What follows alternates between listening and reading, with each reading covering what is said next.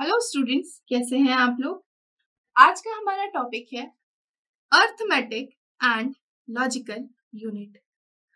जैसा कि हमने अपने प्रीवियस लेक्चर में देखा था, हमारा जो कंप्यूटर सिस्टम होता है उसमें जो फंक्शनल यूनिट होती हैं, उसमें जो 5 फंक्शनल यूनिट हैं उसमें जो एक फंक्शनल यूनिट है उसका नाम होता है central processing unit. Central processing unit में हमने देखे थे कि इसके कुछ पार्ट्स होते हैं या कंपोनेंट्स होते हैं। उसमें हमने देखा था कि जो सेंट्रल प्रोसेसिंग यूनिट होती है उसमें होता है एक कंट्रोल यूनिट, उसका एक कंपोनेंट होता है अरिथमेटिक एंड लॉजिकल यूनिट, और फिर उसमें कुछ रजिस्टर्स भी होते हैं। आज का हमारा जो डिस्कशन है वो डिटेल्ड डिस्कशन है अरिथमेटिक एंड लॉजिकल यूनिट का। तो चलिए हम आज हम देखेंगे कि एक अरिथमेटिक एंड लॉजिकल यूनिट होती क्या है, इसमें क्या ऑपरेशन परफॉर्म होते हैं, और एक हम छोटा सा ब्लॉक डायग्राम देखेंगे एएलयू का। स्टार्ट करते हैं अरिथमेटिक एंड लॉजिकल यूनिट से। जैसा कि नाम से ही समझ में आ रहा है, जो अरिथमेटिक एंड लॉजिकल यूनिट है वो क्या काम करेगी, ये अरिथमेटिकल एंड लॉजिकल ऑपरेशंस को परफॉर्म करने के काम में आएगी। अरिथमेटिक मतलब कि एडिशन, सब्सट्रैक्शन, और हमारा जो लॉजिकल है उसमें हमारा होगा लॉजिकल ऑपरेशन लाइक एंड और नॉट, कुछ इस तरीके का। हमारा जो एक ब्लॉक डायग्राम हम देखें तो वो कैसे एग्जीक्यूशन होता है सीपीयू में। हमारा जो सीपीयू में मेन मेमोरी होती है, एक नॉट इन सीपीयू मतलब हमारे जो सिस्टम में एक मेन मेमोरी होती है, उसी मेन मेमोरी में हमारे क्या होते हैं, जितने भी इंस्ट्रक्शन जिनको एग्जीक्यूट होना होता है वो होते हैं। अब सीयू का काम देखेंगे इसी के साथ, और हम देखेंगे एक एएलयू में इसी में। यहाँ पे स्टेप 1 में क्या होता है, जो हमारे यहाँ इंस्ट्रक्शंस होते हैं स्टेप 1 में, वो इंस्ट्रक्शन जो फेच्ड होते हैं वो जाते हैं सीयू के पास। ठीक है, तो जो फेच्ड इंस्ट्रक्शन होते हैं मेमोरी के वो हम कंट्रोल यूनिट में दे देते हैं। यहाँ पे लिख देती हूँ फेच्ड इंस्ट्रक्शन, ये गए कंट्रोल यूनिट के पास। कंट्रोल यूनिट यहाँ पर उन इंस्ट्रक्शन को क्या करती है, डिकोड करती है, किसमें, कमांड्स में। जब ये इंस्ट्रक्शन कमांड्स में डिकोड हो जाते हैं, मतलब मीनिंग फाइंड आउट हो जाता है कि भाई करना क्या है, तो ये भेज दिए जाते हैं एएलयू में। और एएलयू यहाँ पे ये सेकेंड स्टेप है, और ये जो थर्ड स्टेप है यहाँ पे होते हैं operation perform according to the decode instruction की। भाई डिकोड हुआ है तो जो इंस्ट्रक्शन है उसका मीनिंग क्या है और क्या करना है, उस हिसाब से जो एएलयू है वो उस पर ऑपरेशन परफॉर्म करता है। और ऑपरेशन परफॉर्म करने के बाद जो स्टेप 4 होता है वो होता है वापस से जो भी हमारा रिजल्ट है उसको मेन मेमोरी में स्टोर कर देना, और अगर कहीं मान लो यूजर को दिखाना है तो आउटपुट डिवाइसेस के थ्रू उसको डिस्प्ले कर देना। अब मेन मेमोरी से और इनपुट आउटपुट डिवाइसेस से डेटा जाता है कहाँ पे, एएलयू के पास। हमारा जो मेन मेमोरी है और जो इनपुट आउटपुट डिवाइसेस हैं उससे जो डेटा है वो कहाँ जाएगा, इस एएलयू के पास जाएगा। एएलयू उस डेटा पे क्या करेगा, एग्जीक्यूशन करेगा। तो इससे एक चीज समझ में आई कि जितना भी हमारा कैलकुलेशन मैनिपुलेशन है वो कौन कर रहा है, वो एएलयू ही कर रही है। तो जो अरिथमेटिक एंड लॉजिकल यूनिट है वो एक मेजर कंपोनेंट होता है जहां पे मैनिपुलेशन वाला काम करवाया जाता है। और जैसा कि हमने अपने फर्स्ट लेक्चर में देखा था कि हमारा जो कंप्यूटर है वो बेसिकली इस मैनिपुलेशन और कैलकुलेशन के लिए ही इस्तेमाल हो रहा है। तो यहाँ पे इसीलिए हम बोलते हैं कि ये जो एएलयू है वो एक मेजर कंपोनेंट है किसका, एक कंप्यूटर सिस्टम का। ठीक है, अब एक बात समझिए, एएलयू हर टाइप के ऑपरेशंस को परफॉर्म कर लेगा। ये सिंपल इंस्ट्रक्शंस को भी परफॉर्म या कैलकुलेट या मैनिपुलेट कर लेगा, और ये कॉम्प्लेक्स इंस्ट्रक्शन को भी मैनिपुलेट या कैलकुलेट कर सकता है। लेकिन सिंपल इंस्ट्रक्शन होंगे तो एएलयू की डिजाइन भी सिंपल होगी। ऑन द अदर हैंड अगर इंस्ट्रक्शन कॉम्प्लेक्स होंगे तो जो एएलयू की डिजाइन है वो भी कॉम्प्लेक्स हो जाएगी। ऑब्वियसली सिंपल डिजाइन वाली चीज हम लेस कॉस्टली होती है, और अगर हमारी जो डिजाइन है वो कॉम्प्लेक्स होने वाली है तो जो ALU है वो कैसा होगा, एक्सपेंसिव होगा। मतलब एक्सपेंसिव होगा, लार्ज एंड कॉम्प्लेक्स इंस्ट्रक्शंस को एग्जीक्यूट कर रहा है, इसका मतलब है ALU का जो साइज है वो भी बढ़ जाएगा और ये ज्यादा स्पेस लेने लगेगा CPU में।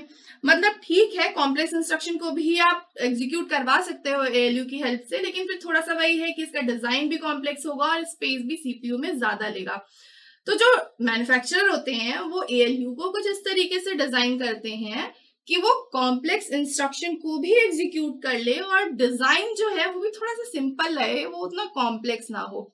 तो इन दोनों चीजों को थोड़ा साथ में देख के हमें ALU की डिजाइन करने की जरूरत होती है। तो ये तो हुआ हमारा ALU के बारे में एक जनरल डिस्कशन। अब बात करते हैं कि जो ALU है ये क्या ऑपरेशंस परफॉर्म करता है। ठीक है, तो बेसिकली जो हमारा ALU है वो हमारे 3 ऑपरेशन परफॉर्म करने के काम में आता है, या जिसको हम बोले ALU में हम क्या क्या ऑपरेशंस परफॉर्म कर सकते हैं। तो यहाँ पे 3 ऑपरेशंस हम परफॉर्म कर सकते हैं। इसमें जो पहला होता है वो है लॉजिकल ऑपरेशन। सेकेंड ऑपरेशन इसमें होते हैं अर्थमेटिक ऑपरेशंस, एंड जो थर्ड ऑपरेशन ALU परफॉर्म करता है वो होते हैं बिट शिफ्ट ऑपरेशन। चलिए एक एक करके इन तीनों को समझ लेते हैं। अर्थमेटिक एंड लॉजिकल मैंने आपको बता दिया था, एक बार क्विक रिवीजन कर लेते हैं। जो लॉजिकल ऑपरेशन होते हैं वो होते हैं हमारे एंड, और, नॉट, नैंड, एक्सॉर, ये सारे।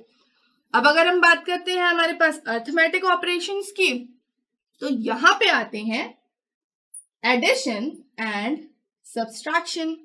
ध्यान दीजिए, जो हमारा अर्थमेटिक ऑपरेशन है उसमें एडिशन सब्सट्रैक्शन के साथ हम मल्टीप्लिकेशन एंड डिवीजन भी कर सकते हैं, लेकिन मल्टीप्लिकेशन एंड डिवीजन को हमें बनाना है तो these instructions are costly to make. तो इसके लिए हमें कॉस्टली नहीं बनाना ना, तो उसके लिए हम क्या करते हैं, अर्थमेटिक ऑपरेशन में एडिशन और सब्सट्रैक्शन करते हैं। बाकी अब बात बची हमारी मल्टीप्लिकेशन एंड डिवीजन की, तो उसके लिए हम यूज करते हैं repetitive addition and repetitive subtraction. समझते हैं क्या? अगर हमें मल्टीप्लिकेशन करना है तो हम मल्टीप्लिकेशन नहीं करेंगे, हम यूज करेंगे रिपीटेटिव एडिशन का, और अगर हमें डिवीजन करना है तो हम यूज करेंगे रिपीटेटिव सब्सट्रैक्शन का। ठीक है, तो इस तरीके से हम अपना जो मल्टीप्लिकेशन एंड डिवीजन है उसको करते हैं। अब बात करते हैं ये बिट शिफ्ट ऑपरेशंस क्या होते हैं। तो कई बार ऐसा होता है कि हमें बिट्स की पोजीशन को लेफ्ट या राइट करना होता है, तो ये भी काम हमारा अर्थमेटिक एंड लॉजिकल यूनिट के थ्रू ही होता है, और यहाँ पे इन ऑपरेशंस को हम बिट शिफ्ट कहते हैं। मतलब बिट्स की पोजीशन को लेफ्ट या फिर राइट में शिफ्ट करना, और बेसिकली ये होता है मल्टीप्लिकेशन एंड डिवीजन के लिए ही। चलिए अब एक छोटा सा ब्लॉक डायग्राम देखते हैं, सिंपल सा ALU का। देखते हैं ALU, एक छोटा सा ALU का डिजाइन। तो हम बनाते हैं ALU को, ये कुछ इस तरीके से आपको दिखता है, मतलब ऐसा नहीं दिखता डायग्राम, आप ब्लॉक डायग्राम की अगर बात करते हैं। चलिए यहां पर हम देते हैं इंटीजर ऑपरेंड। ऑपरेंड हमने पहले ही समझा है कि ऑपरेंड क्या होते हैं, जिन पर हमें ऑपरेशन परफॉर्म करने होते हैं, मतलब कि डेटा या फिर वैल्यू। तो एक इंटीजर ऑपरेंड ये हो गया, दूसरा इंटीजर ऑपरेंड हमारा ये हो गया। ठीक है, अब यहां पर एक रिजल्ट आएगा, तो ये हो गया मेरा इंटीजर रिजल्ट। अब थोड़ा सा और बात करते हैं, इस इंटीजर्स पे करना क्या है, इस डेटा पे करना क्या है, तो ऑपरेशन परफॉर्म करने हैं। तो यहाँ पे हम देते हैं ऑपकोड।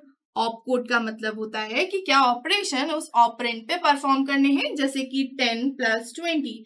तो ये 10 और 20 हमारे होंगे integer operand 1, and integer operand 2। वहीं हमारा जो कोड होगा या ऑपरेशन कोड होगा वो होगा एडिशन। ठीक है, तो वो यहां से हमें मिल जाएगा।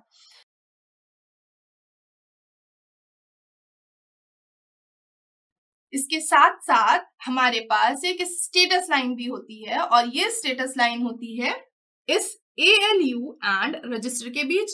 ये दोनों साइड में हो सकती है, मतलब एक स्टेटस हमारा यहां हो सकता है, हमारा यहां हो सकता है, तो मतलब दोनों साइड हमारा स्टेटस लाइन हम दे सकते हैं। अब बात करते हैं ये स्टेटस लाइन किसको किसको कनेक्ट करती है, तो जल्दी से ये स्टेटस लाइन कनेक्ट करती है ALU और रजिस्टर्स को। और क्यों कनेक्ट करती है, तो एक्चुअली हमारा जो प्रीवियस और करंट जो भी ऑपरेशन होते हैं उनका जो भी इंफॉर्मेशन है अगर हमें कन्वे करना होता है रजिस्टर्स में, तो हमारा यहाँ पे क्या होता है, स्टेटस लाइन का इस्तेमाल होता है। तो आज हमने देखा कि ALU क्या है, किस लिए इस्तेमाल होता है, यहाँ क्या ऑपरेशंस परफॉर्म किए जाते हैं, हम क्यों मल्टीप्लिकेशन एंड डिवीजन को रिपीटेटिव एडिशन और रिपीटेटिव सब्सट्रैक्शन की हेल्प से करते हैं, और हमने एक छोटा सा ब्लॉक डायग्राम देखा कि ALU में एक्चुअली क्या क्या चीजें होती हैं और हम क्या क्या इसमें देते हैं।